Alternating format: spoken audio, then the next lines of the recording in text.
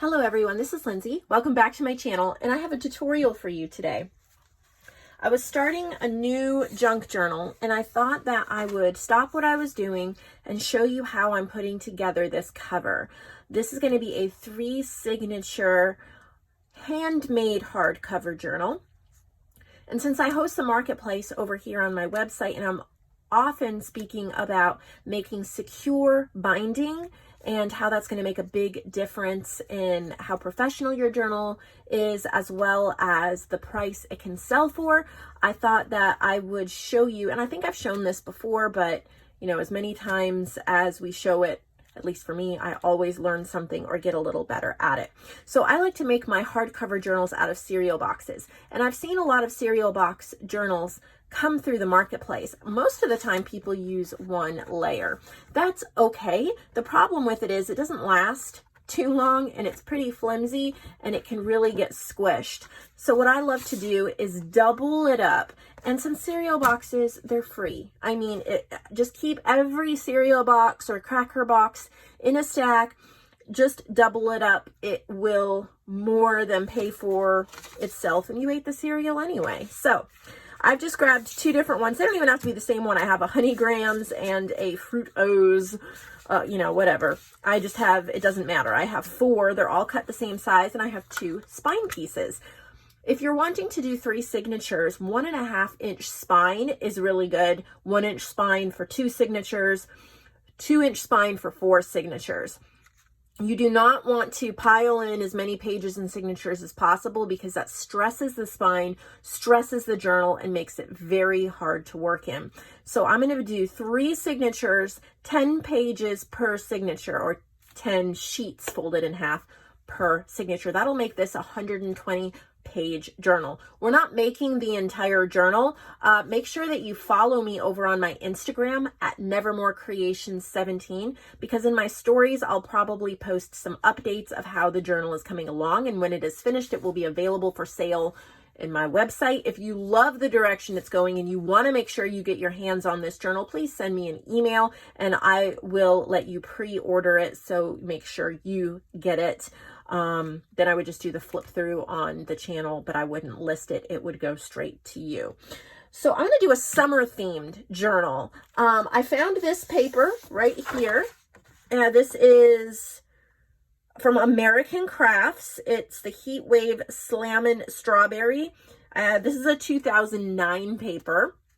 And I got it in some Happy Mail. I didn't even buy this, but it kind of has a little bit of treatments, like a glitter treatment on some of the ice cream cones.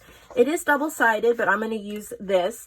And this is really going to be stretching me because this is more of a modern feel. So I'm going to do a little bit of a modern journal, but I want to pull in some vintage elements as well. That's really been my style, is modern and vintage tied together. So I may even add some public domain images to Vintage Image Club that go with this. We'll see what I can find. I don't know what all I'm going to be able to find to go with that. But I'm going to do this for the outside of the cover, and then this side right here of this double-sided on the inside. And this is Dear Lizzie Neapolitan from 2011. So if you have old papers, use them. They're so great to use on the covers because you can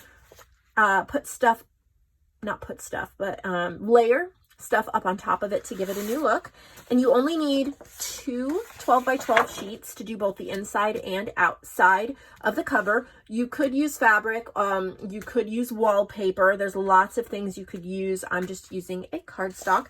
And you need a piece of fabric for the inside and outside. This really helps the opening and closing when you have a fabric hinge to it. It's going to really make a huge difference on the professional quality of your journal. And I've chosen this bright summer one. I don't remember where I got this. I'm pretty sure it was in Happy Mail somewhere, but I think it is super pretty and cute and will go well with my colors. So I'm just going to use that scrap. And I picked this up at Tuesday Morning, a month or 2 ago for $6.99, and it is a Simple Stories pack, and it is summer themed. I don't normally buy these types of brighter, well, I mean, I have in the past, but recently I haven't. This is called Sunshine and Blue Skies, but I thought it would be perfect for summertime. And I know we're just barely going into spring, but I'm already thinking about summer, and you want to get your journal in plenty enough time so that it's ready to use. So it comes with papers and stickers and die cuts. So I'm going to be using these to create and decorate the journal. Not in this video, but I just wanted to show you that I got this at Tuesday morning. I did think it was a really good investment for $6.99, and that's going to be decorating my journal. So we're just going to make the cover, the basic cover. And what I like to do, let me get my glue. I'm just going slow and taking my time explaining everything. If I go too fast, then either I can make mistakes or you might not hear something I said. So pardon me if this is a longer video. Okay, so when I am putting, I have to double these, okay? I like to put the images on top of each other or together so that you have the craft on the outsides.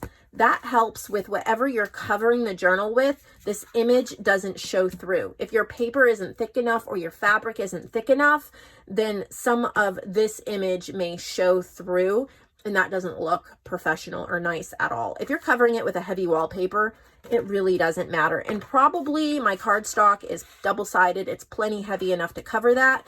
But I like to just do this as habit. That way, if I'm putting together a cover and I haven't chosen my paper or fabric yet, and then I find something I really, really want, but it's kind of see-through, then I've really limited myself in what I can use. So I am going to be sewing as a final step. So I'm not putting glue all the way to the edge. I'm not worrying about a perfect layer of glue. All I'm doing is having enough glue that it's going to hold together while I work on the construction of the cover. And I'm using Eileen's Easy Squeeze Quick Dry Tacky Glue, but I'm going to be completely honest with you. The Ride With Me journal I made in my last video that I did a flip through, I used a glue stick from Michael's to hold everything together until I sewed, and it worked really, really, really well. And I may even do that on the fabric part because then you don't get the glue seeping through. It worked so well. I was shocked. It was kind of a little bit of an experiment because all I'm doing is holding everything together until I can sew around it. If you don't have a sewing machine, don't feel bad at all. You can follow all of these steps. Just make sure that you add extra glue or like a double-sided tape so that this stays together really, really well. You're just not going to add the final stitching. So you're going to make sure that you take extra time with your glue if you're not sewing. It is not necessary to sew it together. I just love the textured look. It's part of my style, but I've seen many, many, many gorgeous journals made without any sewing, and I never even stopped to think, oh, they didn't sew on it. So it's not necessary. So there's my spine. Okay. So next, we're going to pull out the fabric. And a pair of scissors. This does not have to be measured or perfect. I eyeball it. It is totally up to you how careful you want to be. We are making junk journals. It does not have to be perfect, but a lot of times I think, myself included, we can make the excuse of it's a junk journal, so let's just kind of do it haphazard. We don't want to do that. We want it to look planned messy if it's going to be messy, not like, for example, there is a crease in this fabric where it's been folded. I can go ahead and get an iron and I can iron it out and make it perfect, or I can quickly slap it together and have a really bad crease and say, oh, it's a junk journal. Or there's a third option. I can make sure that I stretch this fabric while I glue it down so that that seam is not very noticeable, and that will work as well. Okay, so I'm going to have my piece of fabric. Make sure it is bigger than your spine on either side, and then it has to be at least as tall. We're going to cut off on the top and bottom.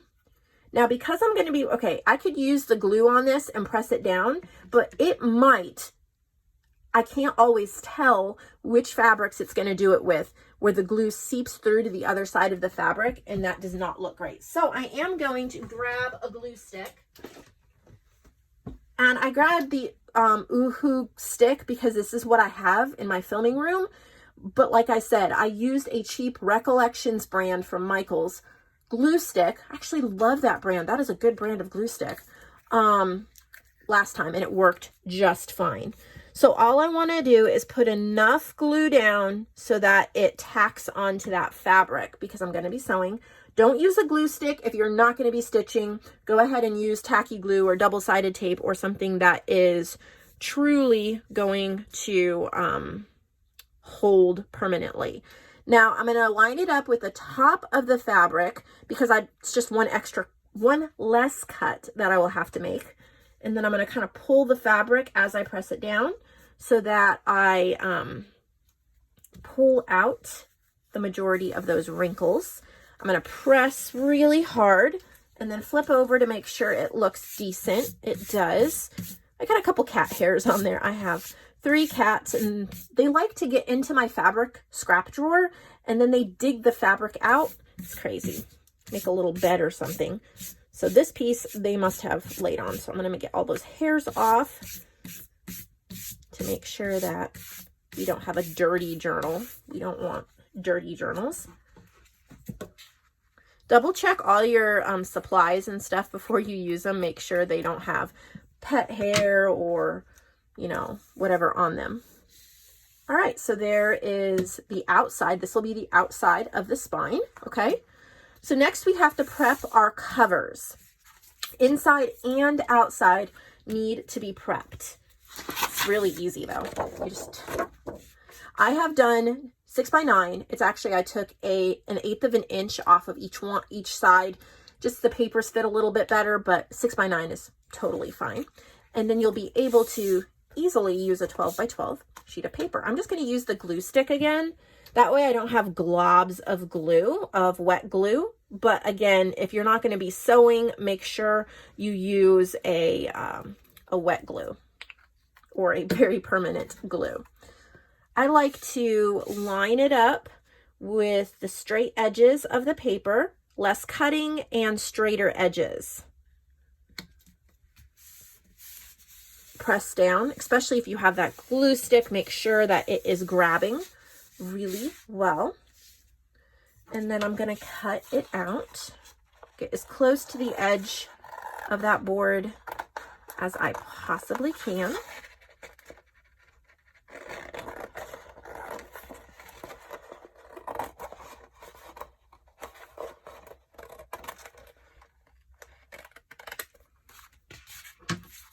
Okay, super cute. And then I'm going to do the same thing with the other board I made. If you don't have cereal boxes, you could use the cardboard that comes on the back of the 12x12 paper pads. You could double that up. There's other options. Just find, you know, you could reuse book covers. There's so many things you can do. But cereal boxes, most people tend to have some kind of box. Even if it's not cereal, you could use cracker boxes, or maybe you have friends or family that can save some cereal boxes for you if you are not a cereal person. We eat a lot of Raisin Bran in our house, and then my boys love Honey Nut Cheerios. They also love graham crackers, so I keep a lot of the graham cracker boxes, which make a little bit of a smaller journal, but it is a great substrate. Okay, so we have a whole strip left over, and I can use this. I could fussy cut out some of the image. I can use this within the journal if I want to. And then, so now we have the outside. Now we want to cover the inside. Exact same process. You have to be just a little more careful with this step, because the more layers you add, the harder it is to cut straight and even. And you really want that straight and even look Otherwise, it really looks, it's okay to look handmade, but you don't want it to look thrown together or, you know, really wonky. So take that extra couple seconds to make sure it's lined up. Cut slowly. It can be harder to see the edge, especially when you have similar colored cardstocks. So just take that extra time to cut as close to the edge as you possibly can. It's okay if you mess up a little bit. Go back and look at it, see if there's anything you can do to improve it. If you're going to be stitching, it's going to be much, much more forgiving. Just keep that in mind. Otherwise, you're going to have to be super careful with getting glue or tape all the way to the edge. I would really suggest you use a double-sided tape or a very strong glue if you're not going to be sewing. You don't want your book to fall apart. There's been many journals that I have gotten in the marketplace that look beautiful on the outside, and you open it up and they crunch and crack and break before you've even gotten to look at the first page. And yeah, that's what we're trying to avoid by doing all of these steps. It really doesn't take that long if you just, you know, take a deep breath and enjoy the process. You get faster every time. I used to make so many terrible mistakes in making covers. The ways I would fix them were hilarious. I would just start sewing random lines, hoping to make it, you know, hold together. And now I have a formula that I figured out after making many, many journals, and I'm just trying to share that with you guys. Okay, so now we have fronts and backs, right? I'm making sure I like, okay, so we're gonna have like that and that. Okay, so here's our spine, and this is going to go on top of the fabric there, and this is going to go on top of the fabric there, and you're gonna leave about 1/8 of an inch gap. You don't want a huge gap, just a tiny, tiny gap, just as close as you can get to it while with still seeing a little bit of the fabric. That's going to be your fabric hinge. So you can use wet glue, but again, we don't know how much it's going to soak through the fabric. I've really made some messes that way. Since I'm going to be stitching, I am going to just use a glue stick to tack it down on the fabric, because I'm going to be sewing the whole thing together. And then I'm going to press really hard a couple times so it grabs, and I'm going to repeat the process on the other side. I did a video similar to this before. For some reason, it didn't upload right to YouTube, and I couldn't re-upload it. A lot of you couldn't watch it. So I'm really hoping this will help a lot of you with just your basic book making skills. Okay, so that's the outside and most of the inside. Now we need to put the fabric on the inside. Again, check your fabric. Make sure there's no pet hairs or stains that aren't supposed to be there. If there's coffee dyed stains or things like that, that's fine. All right, I'm going to cut this just a little bit longer so I have enough room to work with. I can trim it later if I need to. Now on the inside here, I do want to add some wet glue. And the place where I want to put the wet glue is right in this fabric hinge, because I want the fabrics to merge together in that little spot. And then I'm going to take my glue stick for down the center and along each edge.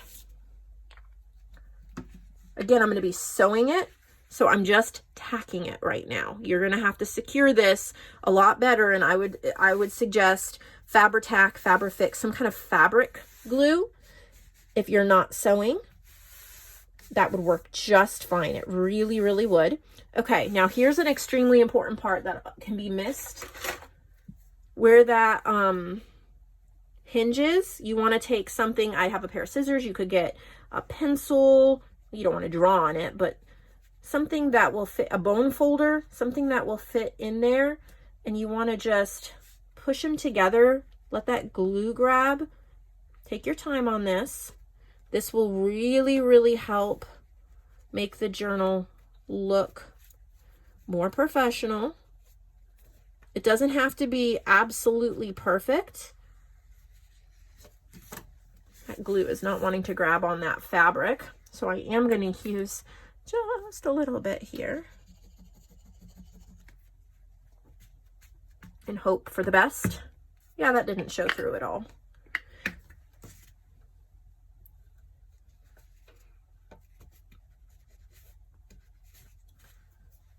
And sometimes it just takes a little bit of time of working. Sorry if I get my head in the way, but you're working the fabric into a position that you want it on both sides.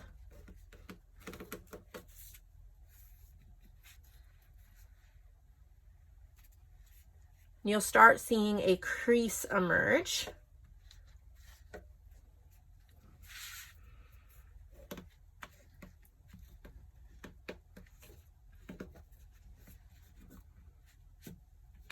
There we go.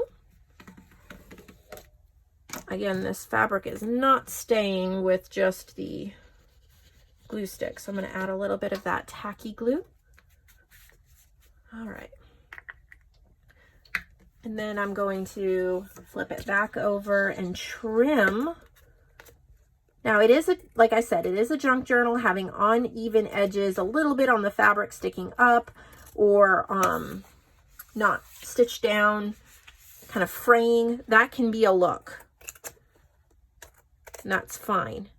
But the more that things pile up, like if your side is wonky and then your fabric is wonky and everything is wonky, it looks handmade. But if things look, well, we want it to look handmade. I'm trying to focus on what I'm making and my words aren't coming out as clear as I want them to. So I do apologize for that.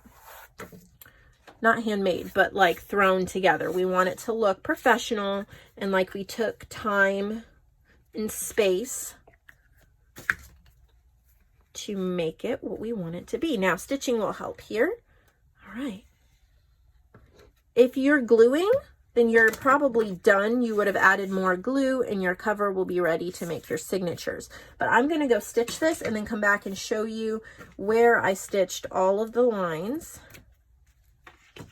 and how that all works. So I'll be back in a minute. Well, I'm back. I've stitched it up. You can trim some of the strings if you want or not, but super easy. What I do, I choose 2 stitches. Well, recently I've been choosing 2 stitches. You could do 1 stitch or as many as you wanted. And I do one that goes all the way around here in one continuous long stitch. So I start at one corner and I sew across all the layers, all the fabric. So across all the layers, all the fabric.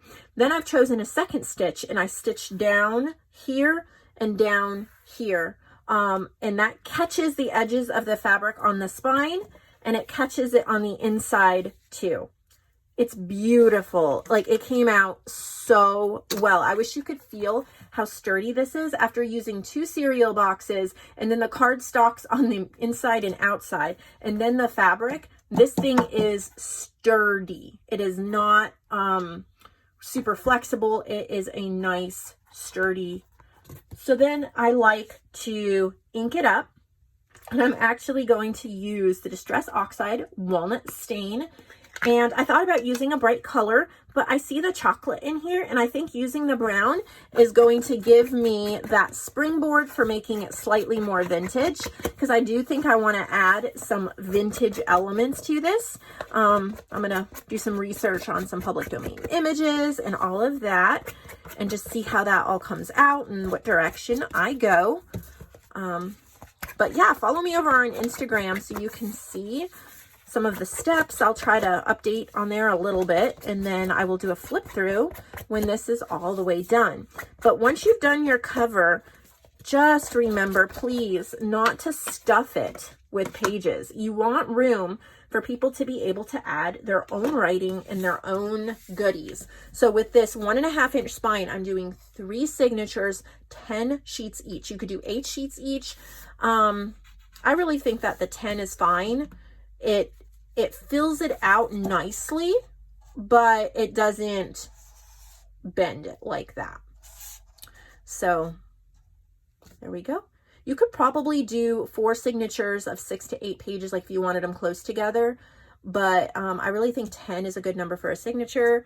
And then there'll be stitching here on the outside.